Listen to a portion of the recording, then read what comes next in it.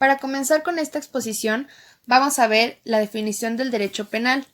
El derecho penal pertenece a la rama del derecho público interno cuyas disposiciones tienden a mantener el orden político y social de una comunidad, combatiendo, por medio de penas y de otras medidas adecuadas, aquellas conductas que les puedan dañar o los pongan en peligro, siendo su misión la protección de los bienes jurídicos y dictando al efecto normas penales que se consideren convenientes. De este concepto se derivan dos elementos que son fundamentales en este tema, que es el delito y la pena. El delito es la acción antijurídica que es culpable y sancionada con una pena.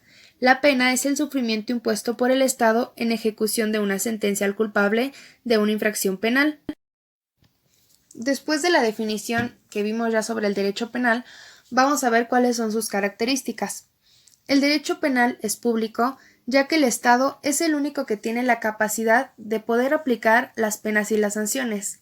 Es sancionador debido a que, en virtud de aplicar las penas y las medidas de seguridad, estas son entendidas como una sanción y un castigo. Es coercitivo porque el Estado tiene la facultad de hacer cumplir la pena impuesta aun en contra de la persona que cometió el delito. Es vigente porque se debe aplicar la ley que se encuentra en uso al momento de que cometieron el delito. Es interno debido a que la ley penal se aplica dentro del territorio nacional.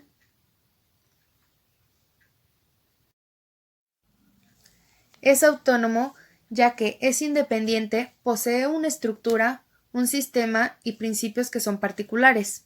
Es científico debido a que está formado por un conjunto de conocimientos homogéneos que tienen fines particulares y un método propio. Es sustantivo o material, ya que es un conjunto de normas que son referentes al delito, la pena y las medidas de seguridad.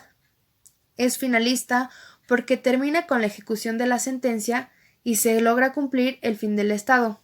Por último, el derecho penal es personalísimo debido a que la sanción es aplicada únicamente al sujeto activo que cometió el delito. Es a la única persona que se le puede aplicar la sanción. Ahora vamos a hablar sobre la norma penal. La norma penal, referida al derecho penal, se puede definir, según Magor, como la norma que manda o prohíbe un hecho determinado, conforme a un tipo. A este se le llama precepto y con la amenaza de alguna sanción. La norma penal consta de elementos o partes que son el precepto y la sanción. Al precepto se le puede denominar como precepto primario y a la sanción como precepto secundario. Esta presenta dos formas, que es la positiva y la negativa. La positiva manda o ordena algo y la negativa contiene una prohibición. Las escuelas penales son el cuerpo orgánico de concepciones contrapuestas sobre la legitimidad del derecho de pensar, sobre la naturaleza del delito y sobre el fin de las sanciones. Por escuela entendemos la dirección de pensamiento que tiene una determinada orientación, trabaja con un método particular y responde a unos determinados presupuestos filosóficos penales. Se denominan así cuando los criterios tienen rasgos comunes del pensamiento jurídico criminal.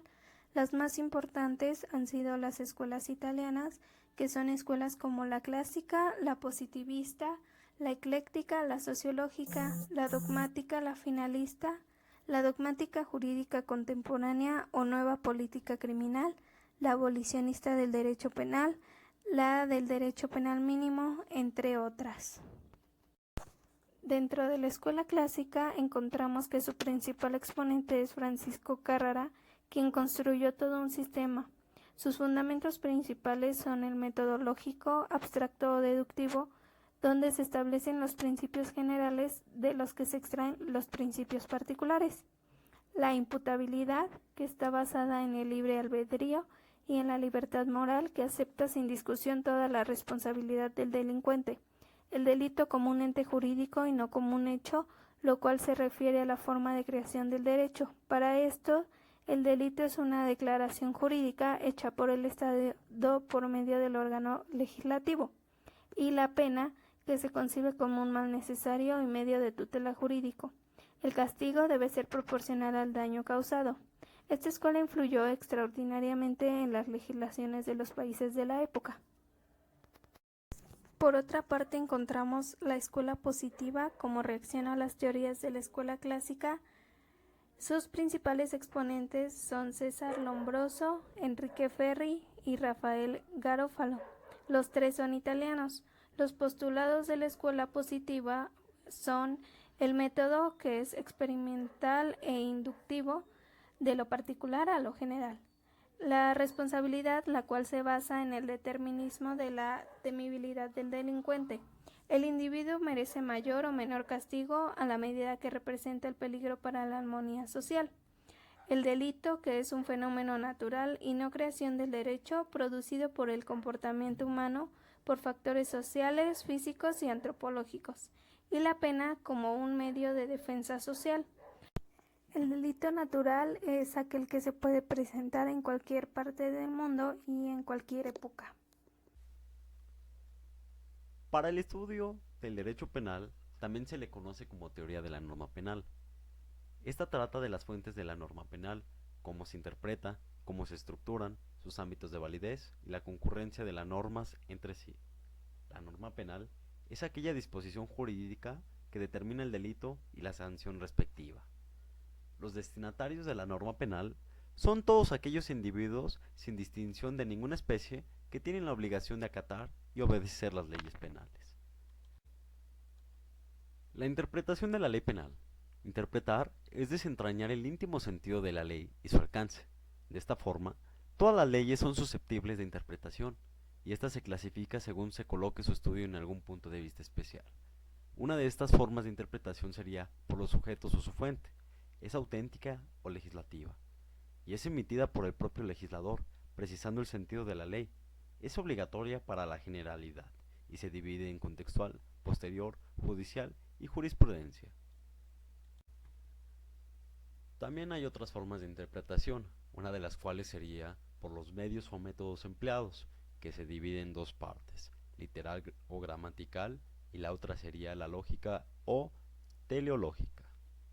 También otra forma de interpretación sería por los resultados, que se divide en cuatro partes. La primera sería declarativa, la otra extensiva, restrictiva y progresiva. Ámbito de validez de la ley penal. Con motivo de la trama jurídica en esta materia, comúnmente surgen las siguientes preguntas o interrogantes. ¿En qué territorio tiene validez la ley? ¿En qué tiempo vale? ¿A qué persona se dirige? El ámbito de validez de la ley penal determina los alcances y límites de la ley penal. Encontramos el ámbito material, que son las normas aplicables.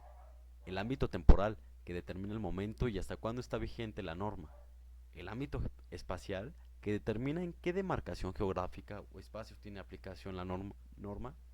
Y por último, el ámbito personal, que señala a quién o a quiénes se aplica la norma.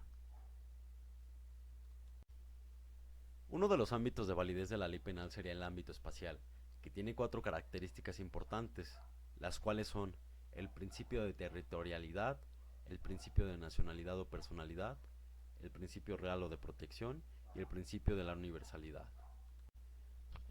Otro ámbito de validez de la ley penal sería el ámbito temporal de validez, en el cual la ley penal vale solo respecto de hechos cometidos durante su vigencia. La ley penal solo tiene vigor desde que se inicia su vigencia y hasta que se concluya. Este principio nos conduce al problema de la retroactividad o a la ultractividad de la norma penal. El siguiente sería el ámbito personal de validez. Este principio se refiere a lo establecido por el artículo 13 constitucional, con sus excepciones por razones de derecho público internacional y por razones de derecho público interno. Las primeras se refieren a la inmunidad y fuero. La inmunidad se aplica a los más altos funcionarios de la Federación, en el artículo 108 de la Constitución. La segunda se refiere al juicio de desafuero, de acuerdo a lo estipulado por el artículo 108 al 114 de la Constitución. La teoría del delito. La palabra delito deriva del verbo latino delinquere, que significa abandonar, apartarse del buen camino, alejarse del sendero señalado por la ley. Hay distintas teorías o concepciones para estudiar el delito. Aquí se mostrarán tres de ellas. Una sería la concepción unitaria, que considera el delito como un todo. La otra es la concepción analítica, que considera que el delito debe estudiarse analizando sus partes como el agua. Y la última sería la concepción sintética, que toma las dos anteriores y añadiendo que en el delito encontramos las siguientes características: antijuricidad, tipicidad y punibilidad. El delito desde el punto de vista analítico tiene elementos y aspectos negativos, pero antes de adentrarnos a estudiar estos elementos, veremos los presupuestos del delito, que son todos los antecedentes jurídicos o materiales que son necesarios para la existencia del delito. Antes de que el sujeto ejecute el hecho delictivo, en ocasiones, en algunos delitos hay necesidad de comprobar ciertos hechos anteriores al delito, que son los presupuestos del delito. Se considera que hay los siguientes. Según Manzani, pueden ser delito y delecho. Considera los primeros como los antecedentes jurídicos indispensables para la existencia de determinado tipo delictivo. Los segundos se refieren a los antecedentes jurídicos o materiales indispensables para que haya delito, ya que si falta este, no habrá delito.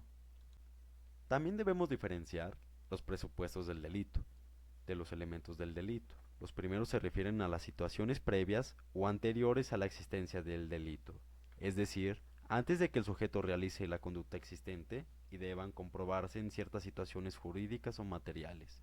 Y los elementos del delito son las partes del todo llamado delito, y que no son anteriores a él, sino que lo forman. La teoría finalista. Esta teoría trata de explicar las relaciones entre la tipicidad y la antijuricidad. Así, la teoría objetiva afirma que el juicio de valoración que recae sobre el hecho debe hacerse entre el solo aspecto objetivo del hecho. Por ejemplo, en el homicidio como antijurídico, tomando en cuenta los elementos materiales del hecho. Esto es razonable, ya que ante la sola presencia de los elementos objetivos, hay que emitir el juicio de valoración de la antijuricidad. El maestro Ricardo Francos Guzmán distingue que solo hay una antijuricidad, que es la que va en contra de los bienes protegidos por el derecho, y en el derecho penal se distingue por la tipicidad y pena. También en este sistema finalista, considera que la culpabilidad le corresponde el papel más importante en la teoría del delito, el del juicio de reproche por la realización de una conducta típica y antijurídica, cuando el sujeto tuvo la capacidad de comprender el carácter ilícito de su conducta y la capacidad de motivarse o determinarse de acuerdo a esa comprensión, además tuvo conciencia de la antijuricidad de la conducta realizada, y por último, que el sujeto le era exigible dicha conducta y que pudiendo obrar de otro modo, no lo hace. La teoría tetratómica es la única concepción que nos aclara los elementos del delito, el cual dice que es la conducta o hecho típico antijurídico culpable y punible.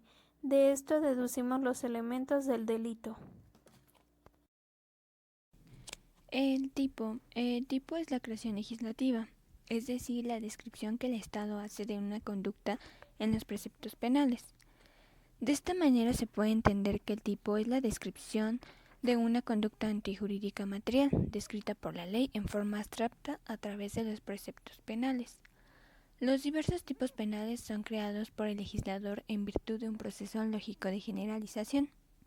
Este proceso es precedido de un juicio de valor de conductas humanas en relación con las normas y fines del derecho.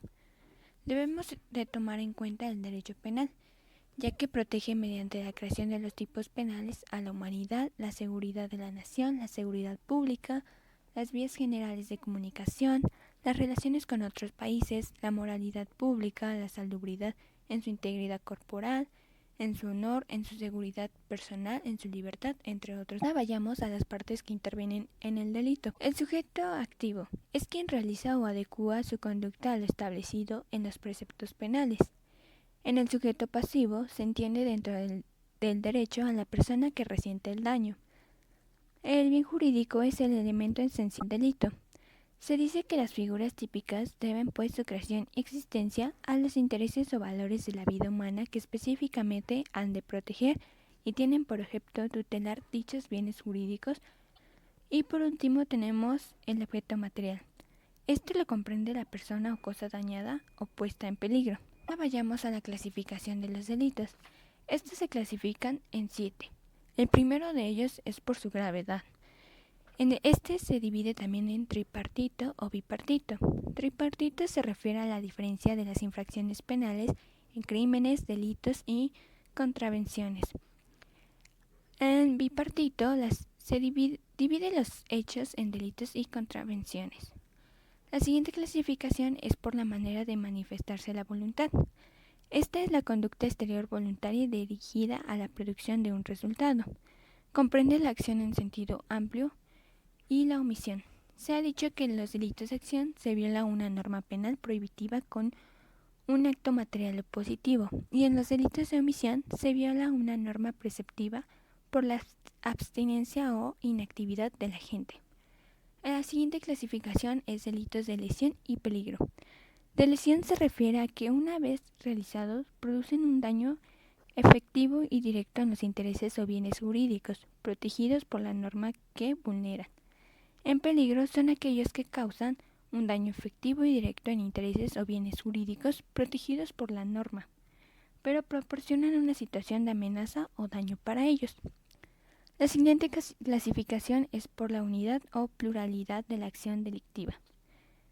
Esta se refiere a que pueden ser instantáneos o permanentes.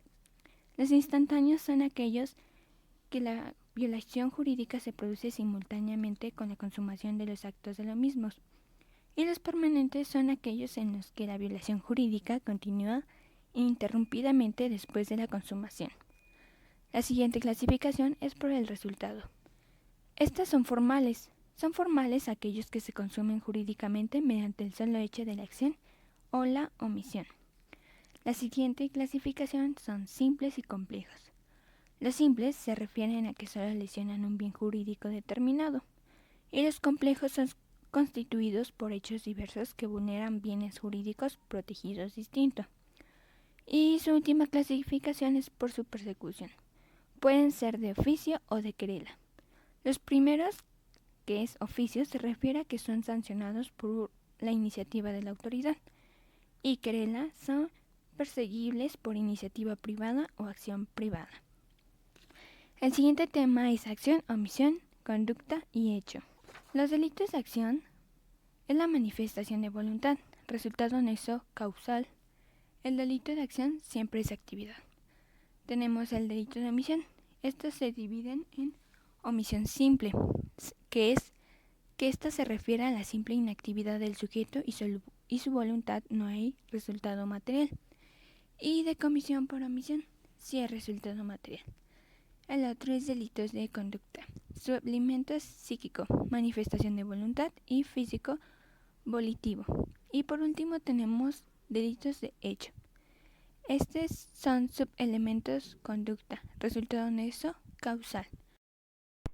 El delito es la conducta o hecho típico antejurídico, culpable o punible, afiliándonos, por tanto, a un criterio tetratómico, por cuanto consideramos son 4 sus elementos integrantes, donde cada una de las partes en que puede ser analizado el delito le da existencia al delito en general o espacial. Dentro de los elementos del delito encontramos que la conducta es la célula misma del delito. Si no hay acción humana, no puede producirse los demás elementos que son necesarios para la existencia del concepto jurídico del delito. La conducta es el comportamiento humano voluntario y encaminado a un propósito. Puede consistir en una acción o una omisión, originándose en este último caso un delito de comisión, o sea, de resultado material por omisión. La falta o ausencia de esta está mencionada en el artículo 15, que consiste en la fuerza irresistible o absoluta, que se refiere a la acción cuando el sujeto obra impulsado por una fuerza física exterior irresistible. Esta debe ser material y ajena a él, incapaz de vencerla o resistir, con lo cual el sujeto no actúa, otro obliga a hacerlo por él. Dentro de las excluyentes de incriminación o responsabilidad encontramos la causa de imputabilidad, causas de justificación y causas de impunidad o excusas absolutorias. Por otra parte encontramos la tipicidad, la cual es la adecuación de una conducta concreta con la descripción legal formulada en abstracto. También habla de una función de la tipicidad.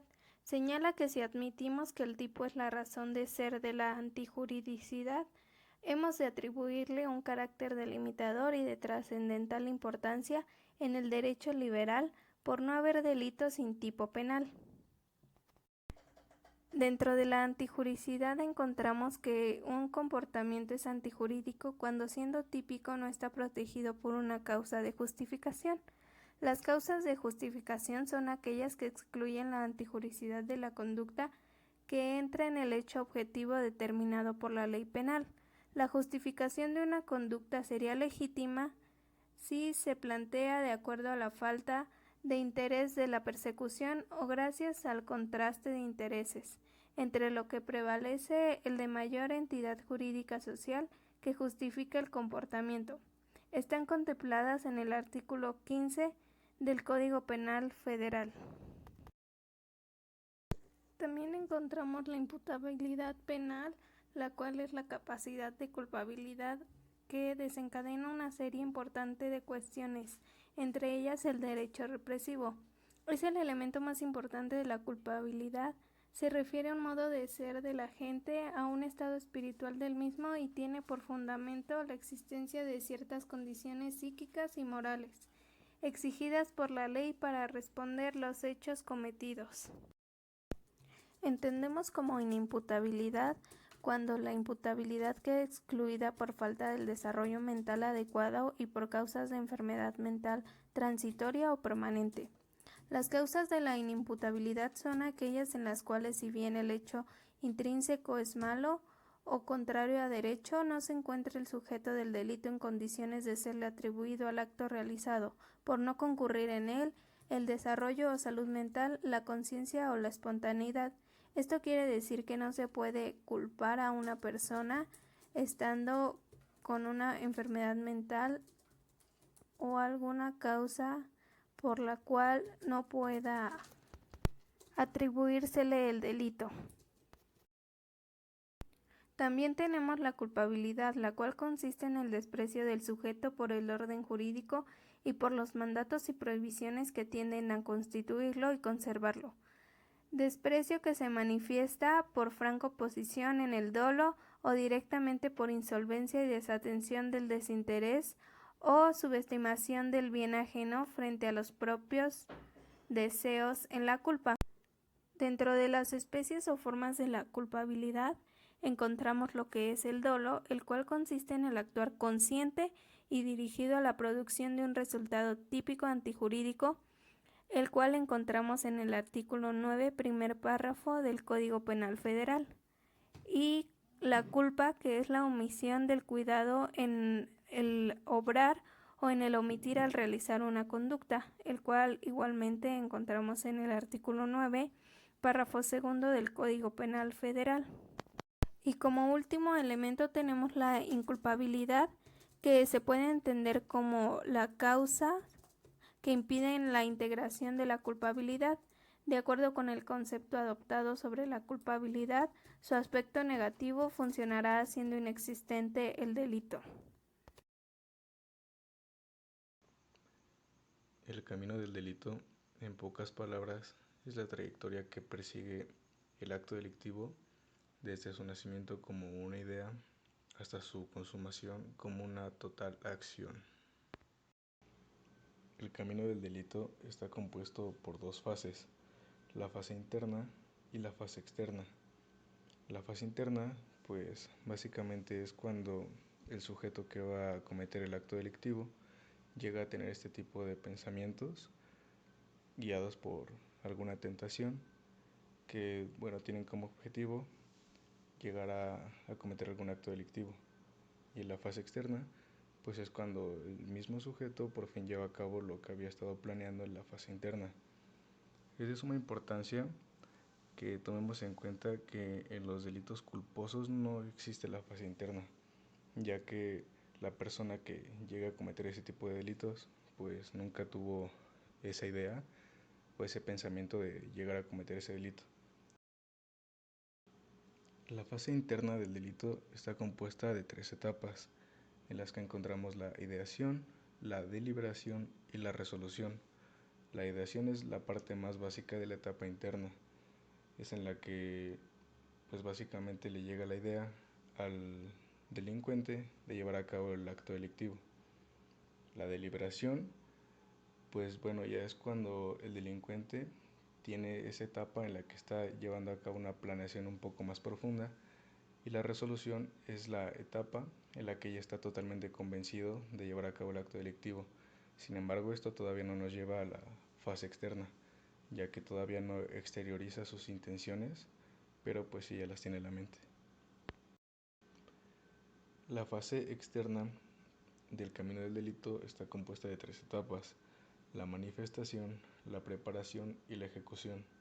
Estas 3 etapas se ven previstas por las 3 etapas anteriormente tratadas en la fase interna. En la manifestación, pues es cuando el sujeto por fin decide llevar a cabo el plan que tenía, todo lo que estuvo ideando en la fase interna. La preparación, pues son las actividades que el delincuente o el sujeto lleva a cabo una vez realizado el acto criminoso. Y la ejecución, bueno, pues la ejecución es cuando el acto criminoso por fin se consuma. Sin embargo, esto no quiere decir que el resultado de este delito haya sido el esperado por el sujeto. La tentativa es una parte que puede aparecer en la etapa de ejecución en la fase externa del camino del delito. Pero bueno, ¿qué es? Anteriormente habíamos hablado de que en la ejecución no siempre iba a obtener el resultado planeado. Y bueno, la tentativa es básicamente la ejecución incompleta de un delito. Entre los tipos de tentativa podemos encontrar la tentativa acabada y la tentativa inacabada. La tentativa acabada pues es cuando el sujeto, después de pasar por la fase interna y externa del delito, pues lleva a cabo por fin el acto criminoso con total victoria, si se le puede llamar así. Y la tentativa inacabada, bueno, pues es cuando el resultado que obtiene el sujeto no es el esperado y se ve interrumpido. De la mano de la tentativa inacabada vienen las penas y las medidas de seguridad, que son pues básicamente sufrimiento impuesto por el Estado o algún tipo de castigo, sentencias que van en función del delito que se haya frustrado. Entre las teorías de las penas encontramos la teoría absoluta, la teoría relativa y la teoría mixta. La teoría absoluta es como la más fuerte, la que nos dice que el mal merece el mal. Es un tipo de exigencia hacia la justicia absoluta. La teoría relativa pues nada más se llega a aplicar como un medio necesario para asegurar la convivencia social. Y la teoría mixta ve más por un bien colectivo en el que tiene la conciencia de que pues vaya, la sociedad debe coexistir y pues tener un orden social. Existen múltiples penas establecidas en el Código Penal Federal para la sanción de los actos delictivos que hayan sido interrumpidos, pero en esta ocasión nada más vamos a retomar las más importantes, relevantes o de las que más hemos escuchado hablar. Una muy común es la prisión. Después de detener a algún delincuente y demás, pues le toca prisión. En diferentes casos pueden ser diferentes penas. Por ejemplo, se ha escuchado mucho hablar, al menos en mi caso, de las multas, de las pensiones y demás.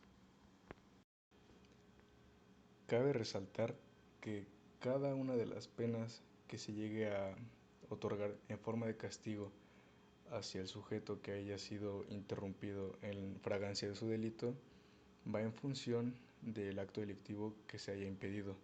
No se trata de nada más cualquier pena para cualquier delito, sino que todo debe ir relacionado y con cierto tipo de correspondencia. Dentro de las penas y las medidas de seguridad podemos encontrar la penología, que es el conjunto de disciplinas que tienen por objeto el estudio de las penas, su finalidad y su ejecución. La pena, que es el sufrimiento impuesto por el Estado en ejecución de una sentencia al culpable de una infracción penal. Las teorías absolutas, que nos dicen que la pena carece de una finalidad práctica, se aplica como una exigencia a la justicia absoluta, el mal merece el mal. Es la justa consecuencia del delito cometido y el delincuente la debe sufrir. Por eso se considera como un fin. Las teorías relativas que se aplican como un medio necesario para asegurar la convivencia social, la teoría mixta, la cual se basa en la moral y el fin que persigue el Estado como una retribución de éste a la sociedad, reprimiendo a la criminalidad. La conciencia colectiva debe coexistir en un orden social igualmente obligatorio y se busca la prevención del delito.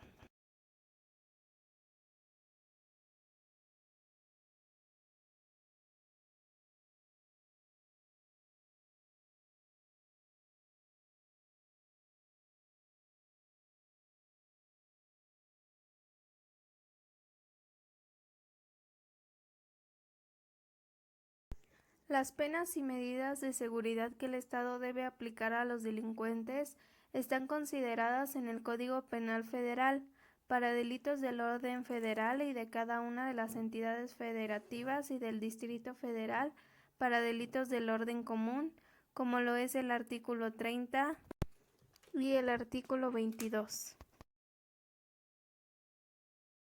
Dentro del Código Penal Federal encontramos en el artículo 24 las penas y medidas de seguridad, las cuales son prisión, tratamiento en libertad, semilibertad y trabajo en favor de la comunidad, internamiento o tratamiento en libertad de inimputables y de quienes tengan el hábito o la necesidad de consumir estupefacientes o psicotrópicos, confinamiento, prohibición de ir a lugares determinados, sanción pecuniaria, derogado, decomiso de instrumento, objetos y productos del delito, amonestación, apercibimiento, caución de no ofender, suspensión o privación de derechos, inhabilitación, destitución o suspensión de funciones o empleos, publicación especial de sentencia, vigilancia de autoridad, suspensión o disolución de sociedades, medidas tutelares para menores, decomiso de bienes correspondientes al enriquecimiento ilícito, la colocación de dispositivos de localización y vigilancia y las demás que fingen las leyes.